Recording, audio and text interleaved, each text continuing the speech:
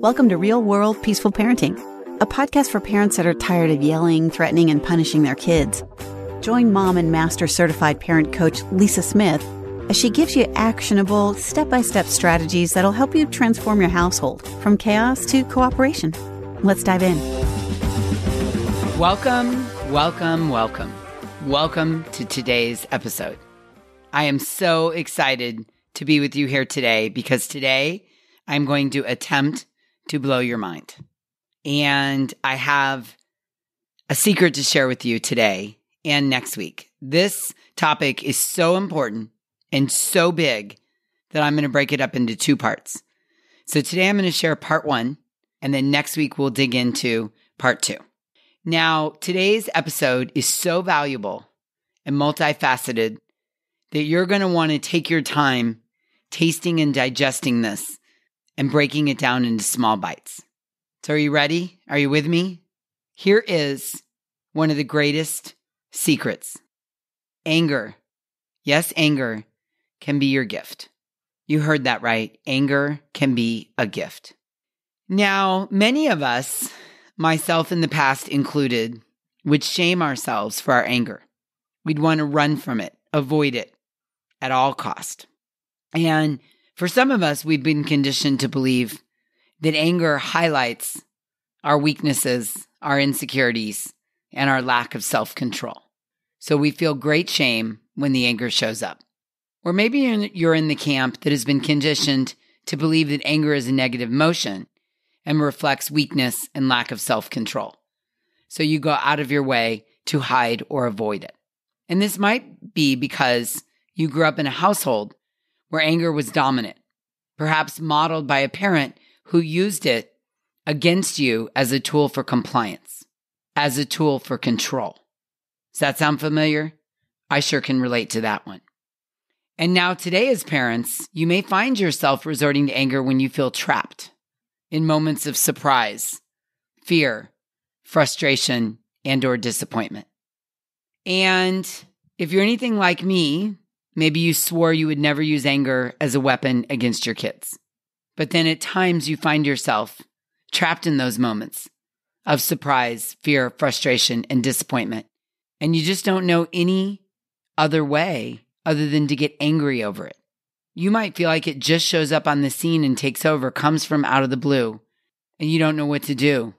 And you feel so upset after an angry episode. And then you fall into the cycle of beating yourself up for being just like the parent you swore you'd never be. Does this cycle resonate with you? I get it. Believe me, because I've been there.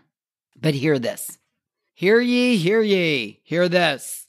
What would you say if I told you that instead of feeling ashamed of anger, you could actually use anger to your advantage?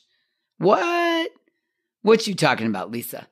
I know, it sounds a little crazy if this is the first time you're hearing it. But it is true.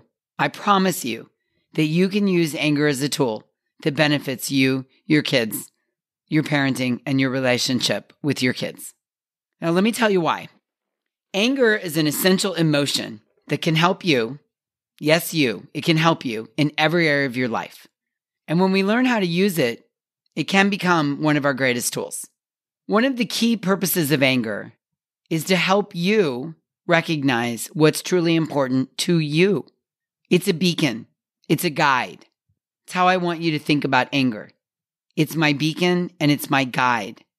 And by identifying what we value, we can express our values to our children when we're in a regulated state. So think of anger as like a map. It gives you clues to what's important to you. Or said another way, anger can serve as a pointer highlighting the things we hold dear. I know it sounds a bit crazy, especially if as a child, your anger was something you were made to feel bad about. You felt ashamed whenever you got angry at a family member or a situation, and your parent made you feel that there was an urgency to shut that anger down. We are locking that thing down. If you fall into that camp, that was your childhood, then what I'm saying is going to feel wild and different. But I just want you to take it in. Anger helps us highlight the things we hold dear. The true purpose of anger is to help you, number one, as I said, recognize what is truly important to you. And number 2, uncover the negative emotion underneath the anger. So let's talk about number 1, recognizing what's truly important to you. To grow in connection with another human being, it is important for them to know the things that are important to you. Let me say that again. To grow in connection with another human being, I don't care who it is, partner, co-parent, child, adult child, neighbor, boss, mother-in-law, cousin, best friend. To grow in connection with another human being, it is important for them to know the things that are important to you. But sometimes we're not consciously expressing all those things to them until we recognize and define them first. I have to know what's important to me before I can communicate it to you. And this is how anger can be used as a tool, because anger is the beacon that helps you recognize and define what's important to you. So I like to think of anger as something that I use to my advantage when it bubbles up, rather than feeling ashamed of my anger. I like to tell myself that anger is an essential emotion that, when properly understood and harnessed, can become one of my greatest tools, because it helps me recognize what is important to me, and it helps me uncover the underlying negative emotion underneath the anger. Think about this. Things that have little or no value to us, things that are not important, run right off our backs, right? And the things that are important to us can really get us going when they aren't followed or recognized or respected, or when they are violated. So for instance, to one parent, it may be extremely important to keep a clean and orderly home. And to another parent, this might fall quite a bit lower on the list of what's important. So when each parent allows their teenager to have friends over in the evening, and the teenagers make a big, gigantic mess in the kitchen from making homemade pizzas, and then wander off to the TV room, the first parent may get extremely upset, angry, and dysregulated that there's such a giant mess in the kitchen. And the second parent doesn't really like it, but isn't angry about it. And it just rolls with the fun of having friends over and simply cleans up the mess later, or instructs the teenager to clean it up. Now, there's no right or wrong, parent 1, parent 2, and there's no judgment towards either parent in this scenario. It's just that the first parent's anger just points to the value that he or she puts on a clean home. It's really important to that parent. And so the anger allows them, when they're regulated and calm, to explain this to their teenager. Now, here's the secret sauce. When we realize what it is that we hold with such great value, we have a fantastic opportunity to share this with our kids when we're both regulated. And this is where connection happens. Honest feelings and vulnerability generate connection. When we verbalize what we value and give importance to, we're opening ourselves up to vulnerability. We're identifying our values. We're setting boundaries. And all of these things help us develop honor, respect, healthy relationships, and grow in our ability to love. And as a side note, then we're able to model all of this for our kids. And this is why I say anger can be our greatest tool, because it helps us identify our values. It helps us really understand that keeping that kitchen clean is really important to us. And it allows us to hone in on that and then communicate that to our teenagers when we're calm and regulated. Now, maybe you don't have a lot of confidence in these areas. Maybe you're not comfortable with conflict.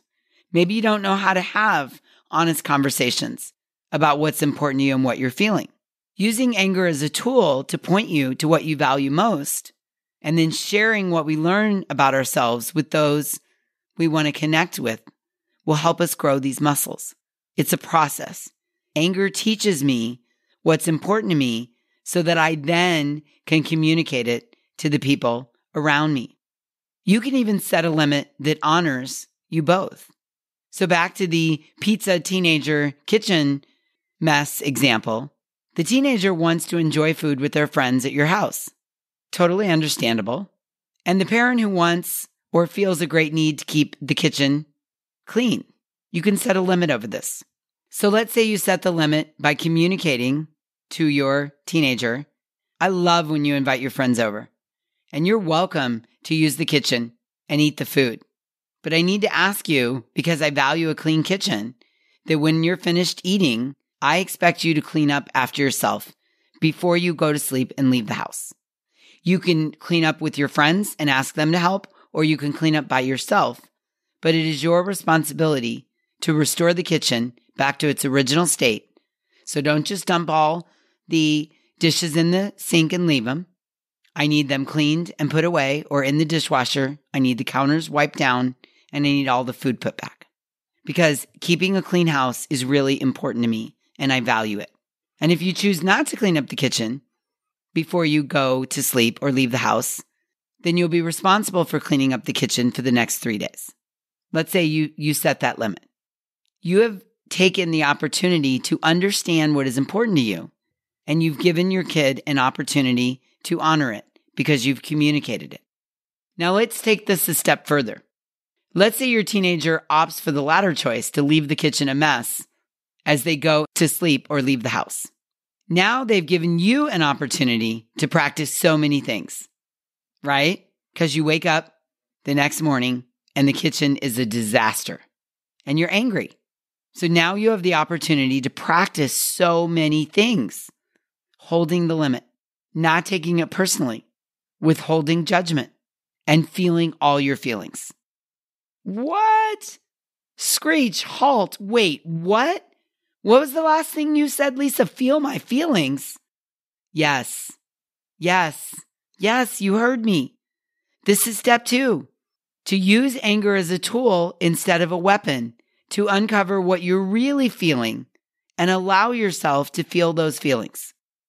Now, here's some late-breaking news for all of you. We interrupt this regularly scheduled episode of Real World Peaceful Parenting to bring this news to you all.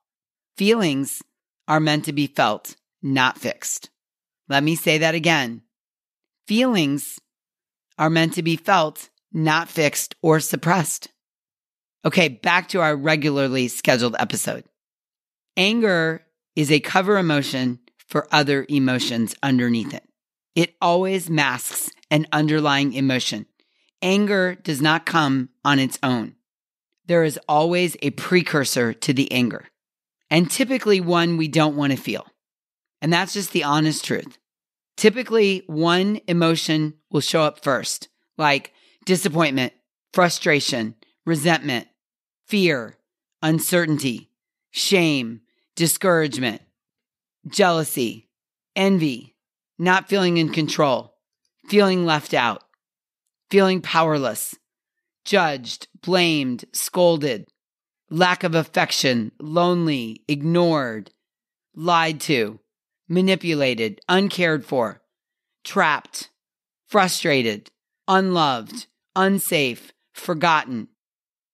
One of those emotions enters the scene first. And because they're so uncomfortable, anger often comes along as a cover emotion to mask the emotion underneath. Now, for some of you, this might be the first time you've ever heard this. So I really want you to take this in. Anger never shows up alone. There's always a sidekick, at least one. And the way this works is one emotion shows up, typically one that we don't like, that we're uncomfortable feeling. And so we mask it with anger. And to compound this, many of us were raised to believe that all these other feelings that I named, the whole list, are bad and that we're weak when we have them, or we're raised to feel that we need to hide them or ignore them or push them down or negate them. And so we think that anger is our go-to emotion. It feels safe and comfortable. But that right there is the instigator to our problem. The problem that's causing us to lose our shiz and often feel disconnected from our kids. The lack of understanding that anger is a cover emotion and never shows up alone on the scene.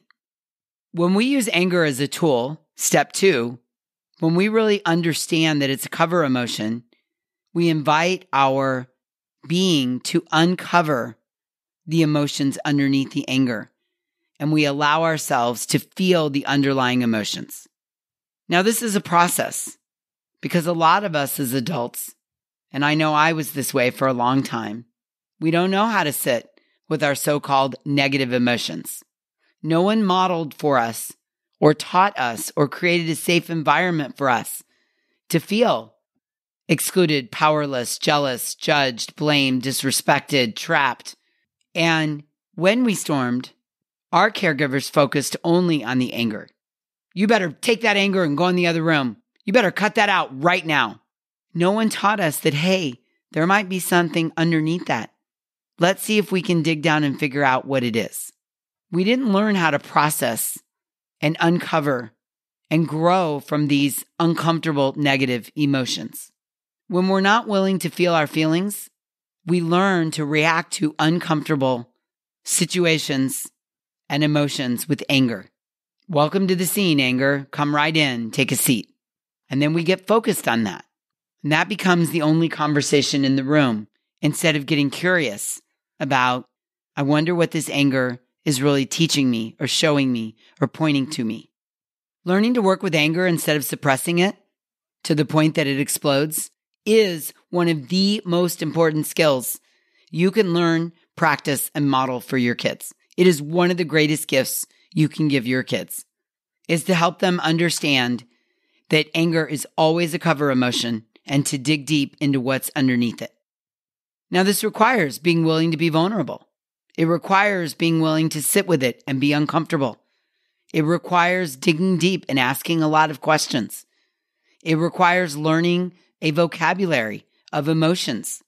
But what I know for sure is when we develop the skill of sitting with these uncomfortable emotions and processing them, we can react to challenging circumstances with understanding instead of anger. Let me say that again. When we develop the skill of sitting with these uncomfortable emotions and process them, we can react to the challenging circumstances with understanding instead of anger.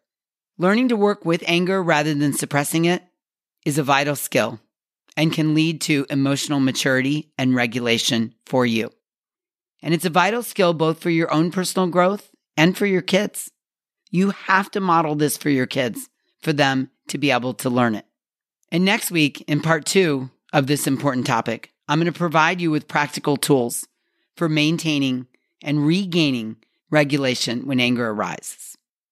Next week, in part 2 of this topic on anger, I'm going to teach you how to use it as a tool instead of a weapon. And as I mentioned, I'm going to give you simple, actionable tools for keeping and regaining regulation when anger strikes. So good, right? Okay, here's this week's homework. I want you to work on this. I want you to open yourself up to learn, what do I value most? What is my anger here to teach me? What can I learn from it? When you uncover 2 or 3 things, uncover 2 or 3 of your values. Take a pause when you start to feel angry and ask yourself, what's important to me? And figure out how you want to express that to your kids. They're interested, I promise, if you come to it with a calm and regulated conversation. How can we use anger in this family to communicate things like values and priorities and limits? How can we do it without triggering us into dysregulation and storming? How can we use anger as a tool? So in summary, I encourage you to discover what you value most and envision how you can express that to your kids. And by setting higher brain limits that honor both the parent's values and the child's needs, you create an opportunity for growth and connection. I love it, don't you? All right, I'll see you next week for part 2. Work through your anger. Remember, it's a beacon. And remember, it's a cover emotion for something deeper going on. Okay? So I'll see you next week for part 2. And until then, I want you to embrace the power of anger as a tool and explore how it can benefit you and your children on your peaceful parenting journey. Until we meet again, I'm wishing you peaceful parenting. Thank you so much for listening today. I want to personally invite you to head over to thepeacefulparent.com/welcome and sign up for my free Peaceful Parenting mini course. You'll find everything you need to get started on the path to peaceful parenting just waiting for you over there at www.thepeacefulparent.com/welcome. Can't wait for you to get started. Thanks for listening to Real World Peaceful Parenting. If you want more info on how you can transform your parenting, visit thepeacefulparent.com. See you soon.